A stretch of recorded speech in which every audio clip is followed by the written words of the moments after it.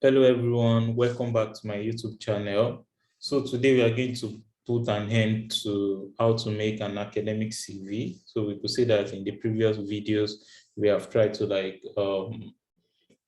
tell us about how we can make different sections of the CV, like the education section, research experience, the academic conference slash seminar, and also the research publications and sample writing, as well as online courses, also teaching and leadership experience. So I don't know, probably you are a first timer or probably you just clicked on this video. I will really implore you to go to the previous videos and watch how we've tried to create all these different sections of the CV.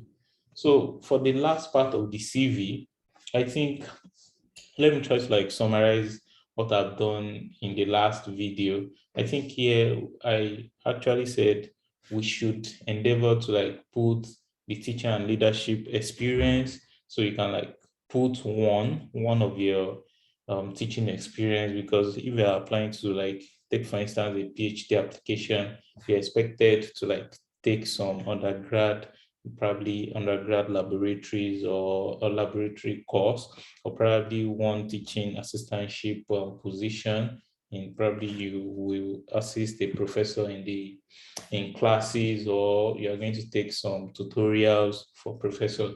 So I think it is very, very important to demonstrate a good teaching experience.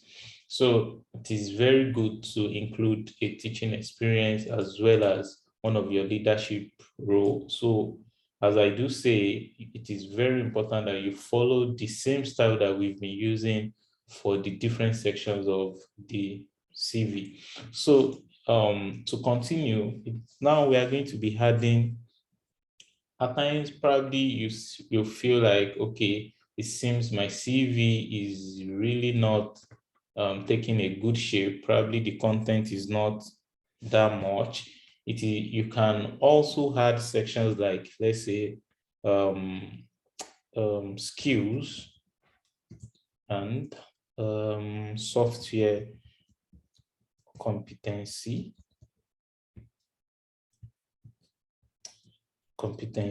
Yeah, you can put this and put it aligned at the middle. So here, there are various skills that you can try to relay in your CV. Take for instance, you can try to put something like analytical skills. If you are someone from the science background, analytical, or might say analytical. Probably you are from chemistry background, you can say something like UV, maybe UV visible spectroscopy, UV visible spectroscopy. You can say IR spectroscopy, NMR, you can say MS. So then you had spectroscopy. Probably these are your analytical skills. Or you might also have another analytical skills as well. You can try to include it there as well. You can include something like let's say something like experimental techniques. So experimental techniques like let's say design of experiment software, design of experiment, design of experiment DOE software. So you know how to use that software to design your experiment. As well, you can also use techniques such as, let's say, programming. So let's say programming. So you can also demonstrate, probably you are from CS the background, you can demonstrate that as well. You can say, okay, let's say probably I have proficiency in using Python programming. Also, let's say maybe C or C++. So you can as well do that. And finally, also, okay, here we can say experimental design.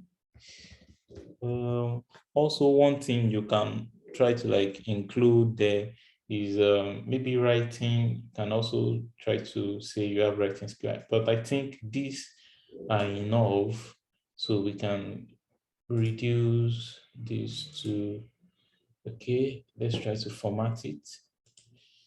Okay, let's put it in bullet point. Oh, sorry, I think this bullet point is not okay. All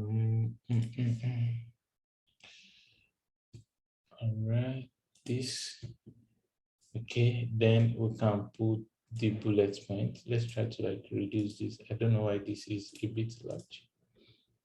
Okay, then we can put them into bullet. Okay, fine. It is okay now. Then you can try to like bold this. Bold, analytical, experimental design. So you can say design of experiment software and programming. Okay, let's say this. Okay, fine. So the last section of our CV it is very essential that we include this last section to our CV, because this will demonstrate that during your academic study, probably in bachelor's, you've won some award, or you've been awarded some scholarship or some fellowship.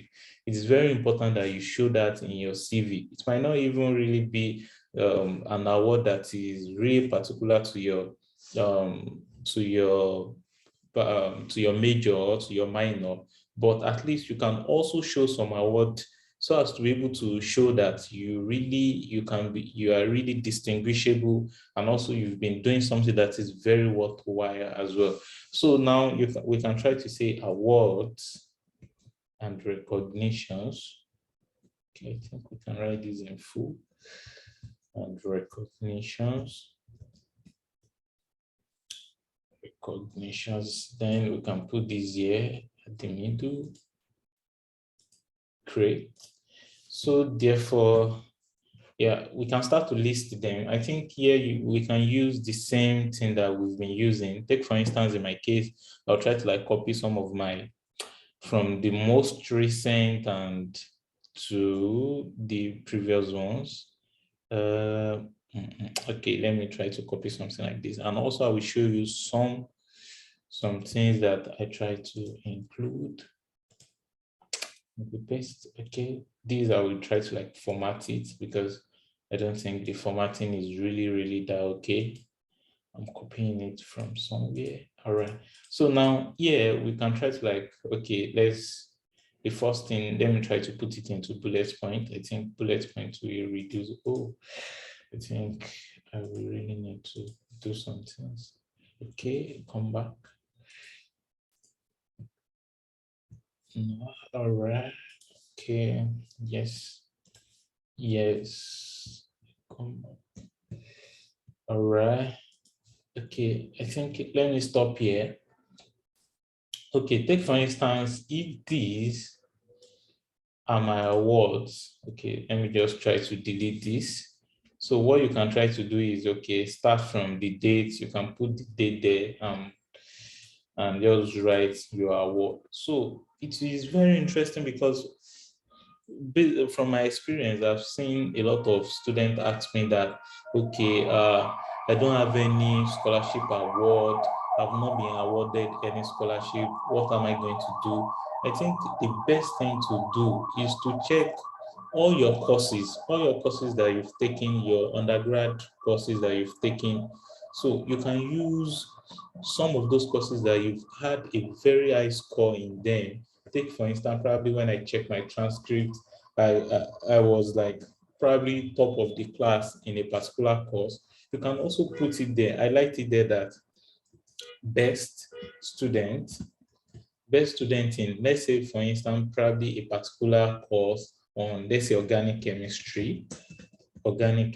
So if you feel like, okay, you are also, you can even say maybe top 2% in organic chemistry. So you can put the date there, probably the date your department collect their results. So because when you state something like this, it will be able to like distinguish you that, okay, fine, I think this particular applicant is really good in this particular course. And it can even be part of the criteria they can consider to have you selected for that particular program. So I think it is very important that you include an award section and also check through your transcript and see the courses in which you have a very high score. Let's say, for instance, probably your exams are graded in 100%. You can say maybe um, courses in which you've had like 85% and above, you can put it there. Probably you still recall the rank of the class in that particular course. You can put it there, maybe top 1% if you feel like you are the highest in the course, or if you feel you are in the top two, just put top 2% in organic chemistry, or top 2% in fluid mechanics, or top 2% in business analytics. So stuff like that, you must be able to show that in your CV, especially in the awards and recognition section. So try to follow that. Even take, for instance, probably you won some scholarship and you declined, you can also include it in your CV as well. You can include it there, okay, I won this also scholarship, or you can put it there declined. So they'll feel like, okay, fine, I think this person is really, really not great student to have for our program. So I think this will be the end of our CV section. So I don't know, probably you have any question based on your CV, or you really have, especially I think somebody already sent me an email asking me about a particular section of the CV. So especially I would like to stress a particular part in the CV, most especially the work experience. If you feel like, okay, you have both research and relevant work experience, something relevant to that application you are making, don't just put anything in your CV, because it is very important that you don't just put foreign information. Every sentence and every line on your CV must count. So don't put, because if put yourself in the case of a reviewer that is actually looking to admit a lot of students. So they will basically pick students that shows qualification that is relevant to their program. So I would not really feel like, okay, I think I like this, let me know. It is based on competency. So make sure that everything you're going to be including in your CV, it is relevant to that program. That's why some top schools, such as, let's say, for instance, like Stanford Chemical Engineering, we ask you that, okay, make a page CV. So that you feel like, because they know that there are some experience that are not relevant. So they want you to make the decision yourself that only put experiences that are relevant to that program you're applying to. Even though you have like maybe fine, all your experience are relevant, but pick like the best two, maybe fine, you are looking to make like a 2-page CV. So you can pick like the best 3 experiences that you have. So just try to put them there. And also the bullet points, 3 to 4 bullet points are already okay. So you don't need to put like 5. 3 to 4 is okay. 2 also is very okay as well, depending on the month you spend in that experience. As well, academic conference and seminar. Also, maybe you really did not have any publication. I saw somebody ask me, I don't have any publication.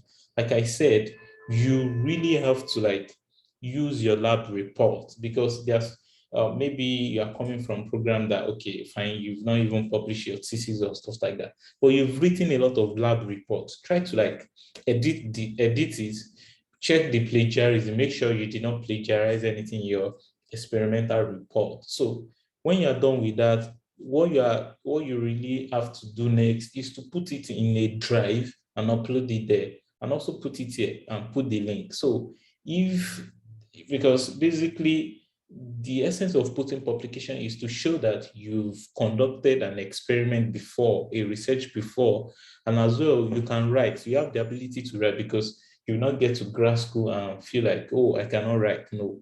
So you already have the experience. So if you feel you don't have any publication, or you are just working towards getting a publication, make sure that you can just share some of your report that you've done, or you can even try to write about a particular topic. Maybe you reviewed a particular topic, maybe 2 pages or 3 pages. Try to write something about it.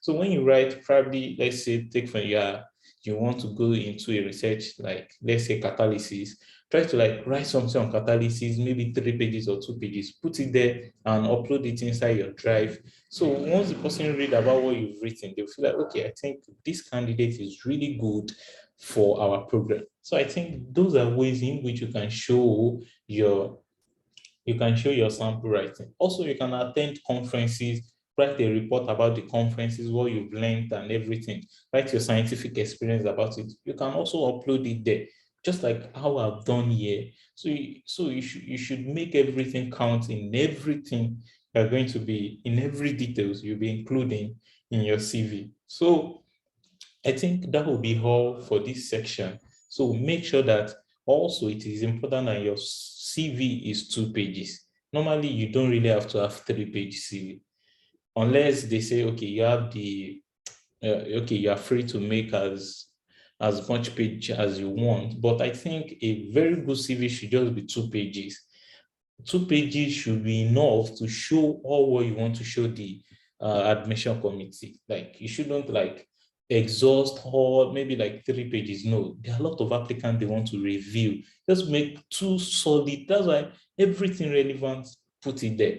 You don't really have to show a lot of experience so as to show that you've done a lot. No, make sure that your CV is precise and also everything counts. So you don't really have to show that I can teach. Once you're able to show in just an experience all what you've done, you'll feel like, okay, I think if we give this person a chance, the person will be able to repeat this particular function or responsibility again. So as well, online course can just be one as well, depending, because you yourself will be the one to review your CV. Why? Because I don't know your profile. It depends on what you have the most. Some people might have a lot of research experience. Probably you've not taken any online course. You don't have to, you can like omit the online course, or probably you feel like you have a lot of, you can have publication, you might have attended a lot of conferences. Pick only the relevant ones. Put maybe like one online course. If you feel like that it is very good online course, it is a very popular online course, you can put it, or you might not put it. So depending on how you, but make sure that your CV is 2 pages. So I think that will be all for CV making. So in case you have any question about making a CV, try to drop me a message. I will type my email in the description of this video. Try to send me an email, and probably you have further question about this. I can be able to make additional video pertaining to CV. But I think as of now, this will be the end of the section about making academic CV. So thank you.